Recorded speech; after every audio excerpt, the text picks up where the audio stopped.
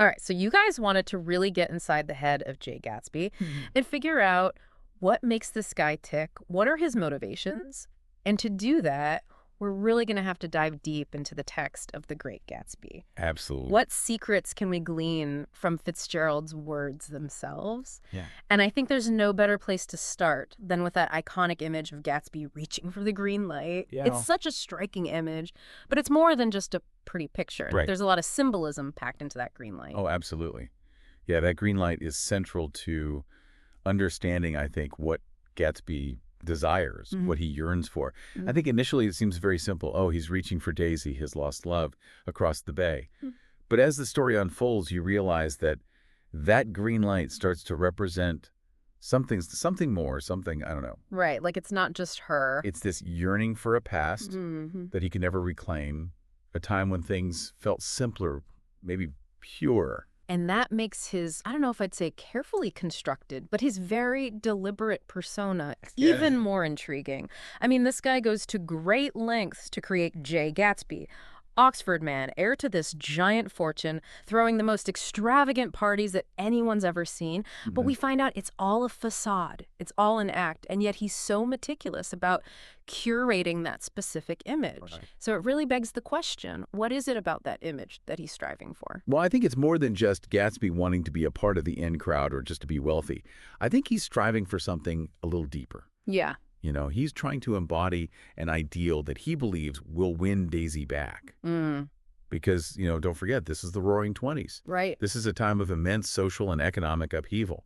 So for Gatsby, you know, he sees wealth and status as the keys to bridging the gap between his very humble beginnings, as we find out, and Daisy's world of old money. He's essentially trying to, you know, buy his way into a class that he believes will bring him happiness and ultimately Daisy's love. Yeah, and her world, at least as Gatsby sees it, it really is intoxicating. It's like this constant party. Fitzgerald writes about her house practically pulsing with life, with laughter, the clinking of champagne glasses. Even her voice is described as full of money. Yes. So he's associating her with this aura of wealth and beauty and this bliss. So you have to ask yourself, is he in love with the real Daisy? Right. Or this kind of idealized version he's created in his mind? That's the million-dollar question, isn't it? And I think Fitzgerald does a really masterful job of using those very sensory details to convey Gatsby's infatuation. Yeah. Because you know, he's blinded by the glitter of Daisy's world, the allure of her social standing. And it's as if he's trying to recapture, you know, the passion and the promise of their brief wartime romance. Right. Which, don't forget, you know, occurs during World War I, a time when these very rigid social barriers seem to just melt away in the face of this very intense connection that they had. Because it was intense. Set against that backdrop of World War I, it was heightened emotion, whispered promises, this knowledge that their time together was fleeting. You can totally see why those are the memories he would romanticize. Right. Why he would cling to that as like this lifeline. Absolutely. And that yearning for the past, that belief that he can somehow recreate it, becomes an obsession for Gatsby. Yeah. Look at the way he buys the mansion. You know, just across the sound from Daisy, throws these lavish parties, hoping to attract her attention. You know, it speaks to this very human desire to recapture a moment in time, a feeling, a connection that we believe holds the key to our happiness. It's like this really elaborate stage set that he's built, but the play is missing its leading lady. Exactly. But when Daisy finally does enter the picture, it's not the fairy tale reunion that Gatsby had envisioned, is it? Not at all. And I love how Fitzgerald captures that awkwardness, that sense of disconnect when they meet again at one of Gatsby's parties.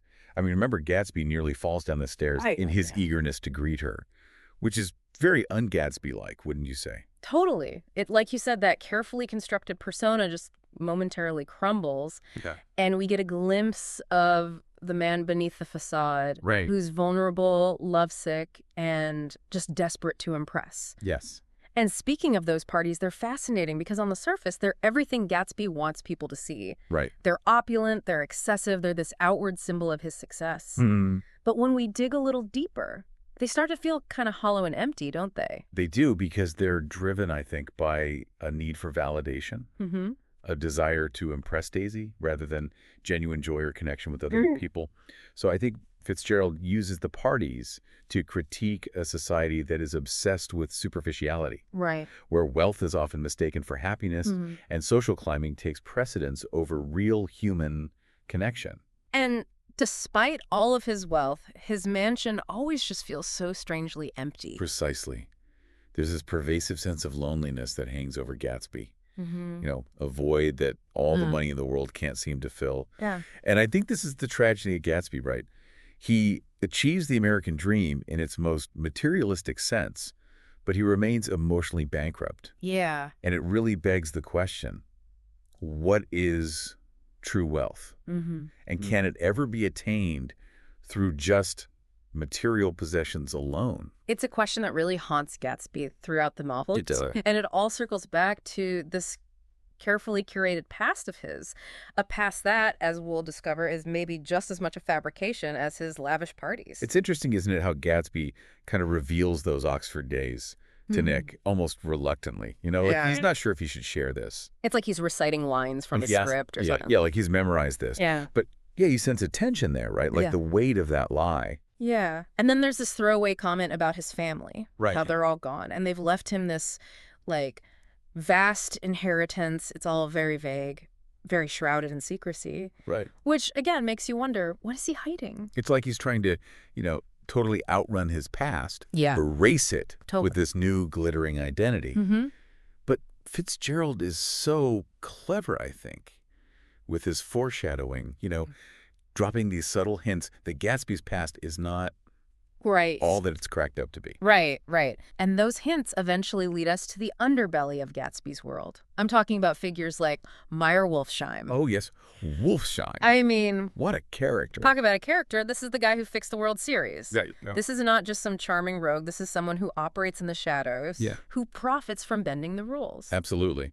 Wolfsheim really embodies the corrupt undercurrents of the American dream, right? Yeah. He's achieved wealth, he's achieved power, but through very morally questionable means. And so that connection to Wolfsheim really casts this dark shadow over Gatsby's own pursuit of wealth and status. You start to question, where did his fortune really come from? Right. What lengths has he gone to create this new identity?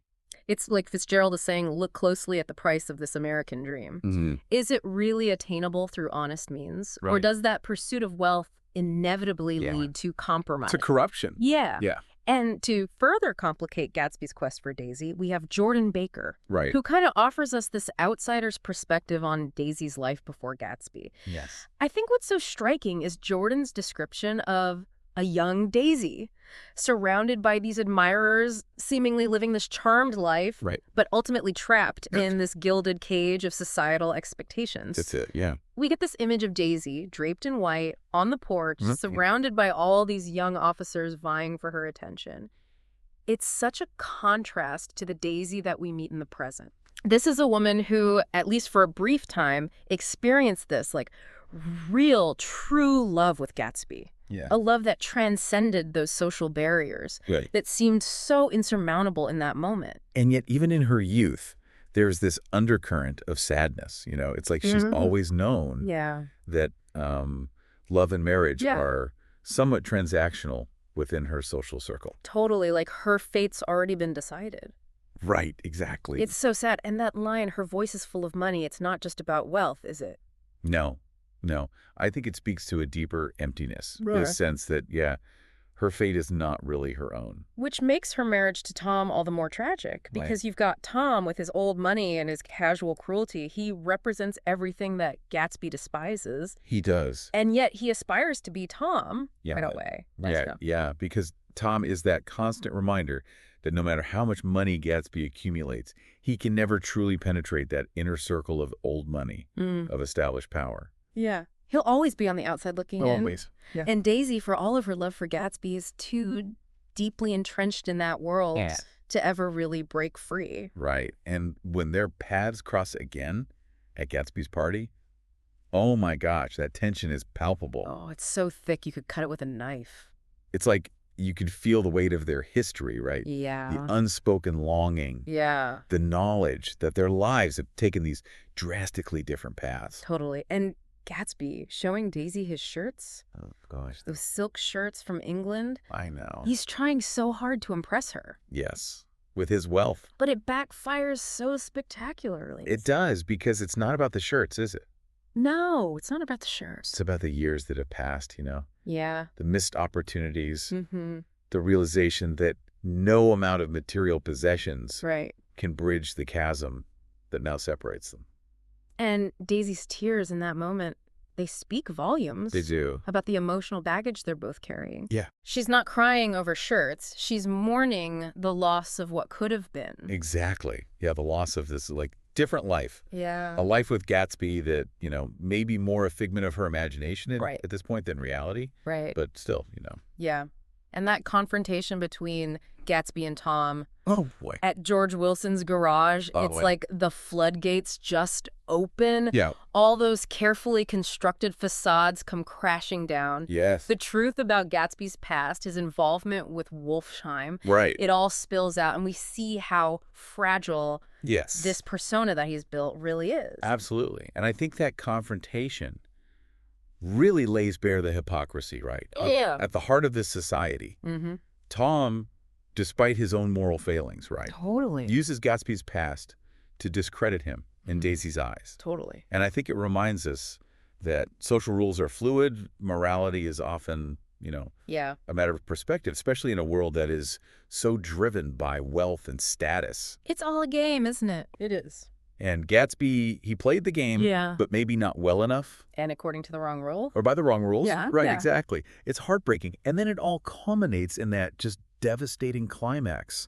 Myrtle's death, Gatsby taking the blame for Daisy, Oh. and then that final act. I know. It's heartbreaking. It's so tragic, almost Shakespearean in its tragedy, wouldn't you say? Totally. You've got Gatsby clinging to this, again, this idealized vision of Daisy, Right. willing to sacrifice everything for a love that's maybe more illusion than reality at this For point. true. And then you've got George Wilson, Right. who's consumed by grief and rage after Myrtle's death. Right. And I think it's interesting, George. George is almost invisible for a lot of the novel. He's kind of this quiet, hardworking man. You forget he's even there sometimes. Totally. Completely devoted to Myrtle. Right. But after her death, something in him just snaps. Oh, he completely unravels, doesn't he? Totally. His grief becomes this, like, all-consuming force. Twisting into this, like, need for vengeance. Right. And, you know, he fixates on the yellow car. Yeah. Believing that, you know, the driver holds the key to understanding Myrtle's death. Right. Like, if he can just find the driver, Yeah. then everything will make sense. Right. And it's interesting, too, because those Yeah. eyes, right, Oh, yeah. The billboard. the eyes of Dr. T.J. Eckelberg overlooking the Valley of Ashes, they become like this symbol Yeah, like this judgment. of this judgment that Wilson feels like is missing in the real world, you know? Right. Like he's looking for someone to blame. Right, exactly. Someone to hold accountable for Yeah. this senseless tragedy.